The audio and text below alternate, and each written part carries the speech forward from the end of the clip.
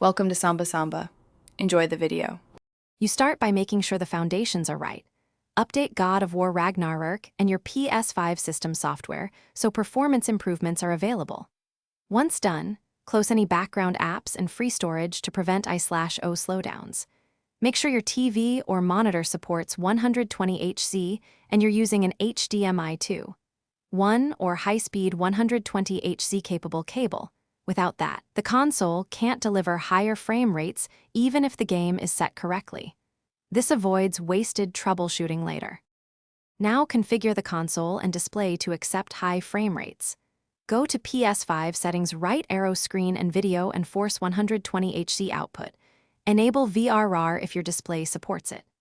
Next, set your TV to game mode to minimize input lag and verify the panel reports the correct refresh rate.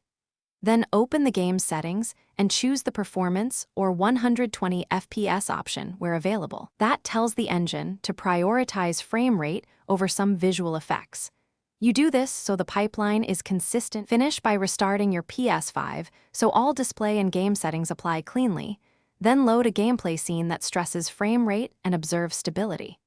If you see drops, make targeted compromises. Reduce internal resolution scaling or disable ray tracing to regain headroom. Those trade-offs boost FPS.